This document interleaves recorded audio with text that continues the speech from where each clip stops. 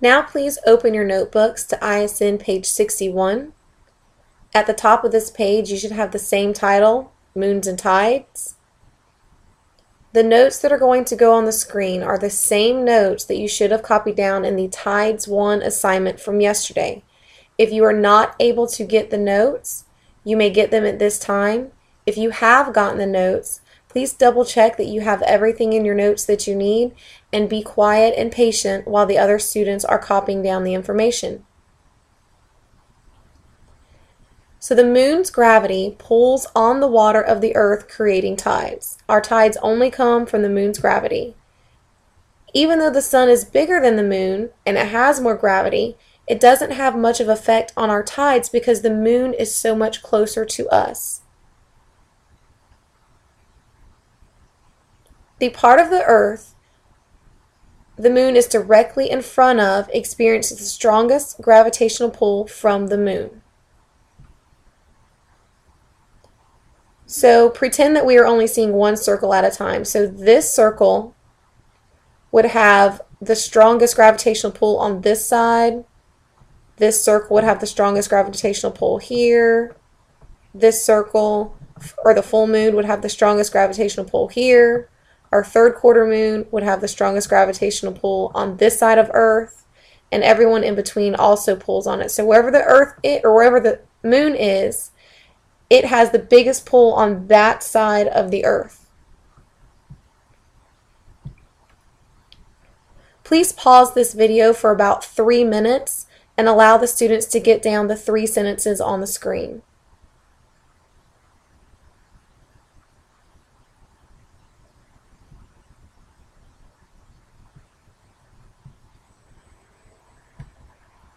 The remaining notes from the Tides 1 assignment are: when the sun, moon, and earth all line up in a straight line, the gravitational force is the strongest. This happens 2 times in the lunar cycle, and on a full moon and on a new moon. This causes the highest and lowest tides of the month, and those are called spring tides. It doesn't have anything to do with the season spring. That's just what they call them when they are the highest. When the moon and the sun are at 90 degrees to Earth, they pull strongly against each other, and that gives us a neap tide. That gives us the lowest tides of the month.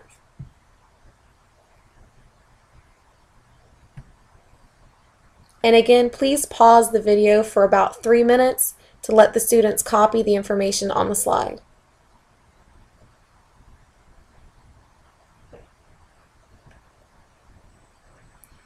We are now going to watch a video to help us understand the tide notes we just wrote down and complete an output for a water bulge, a spring tide, and a neap tide. The directions for the output will be on the next slide. Be listening for this information and thinking about how you can represent it on your paper.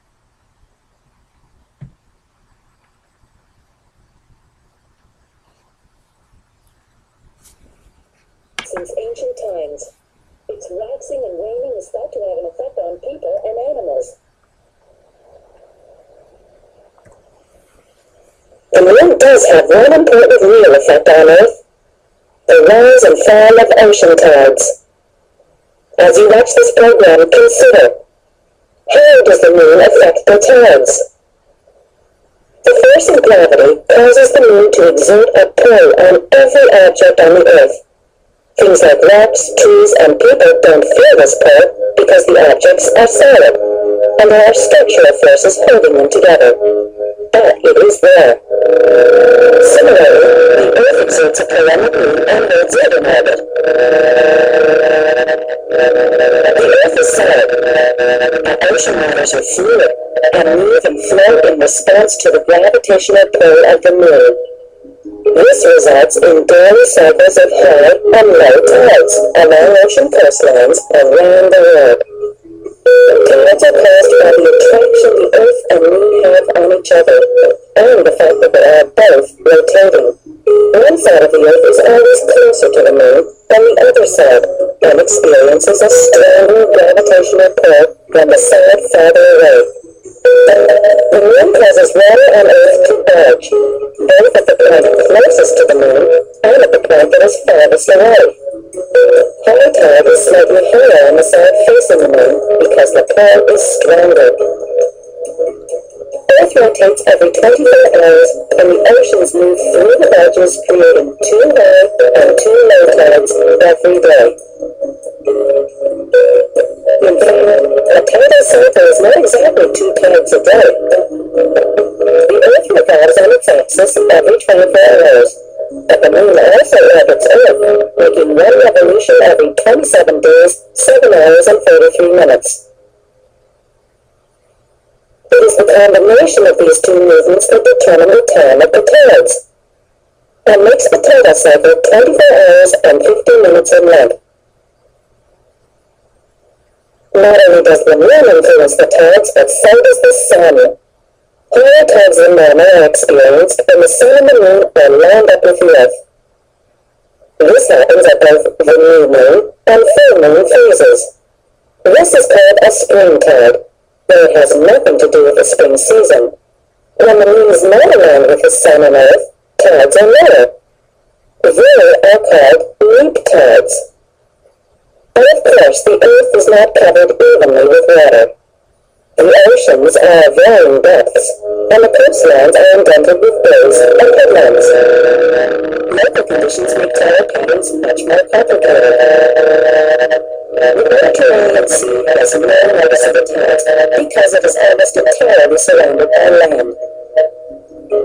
The Caribbean Sea has only 1 tide a day rather than 2.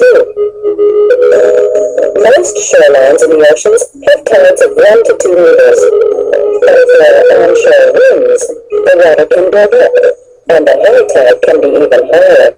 An offshore wind can result in lower tides.